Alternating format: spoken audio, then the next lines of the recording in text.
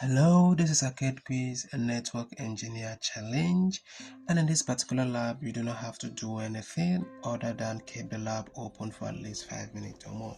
Now if you look at my own timing, you see that 5 minutes has gone out of the 30 minutes given to me. From 30 minutes I have around 22 minutes, which means more than 5 minutes has gone. I'll go ahead and end my own lab here, but remember your own lab has to be open for at least 5 minutes or more. Thank you.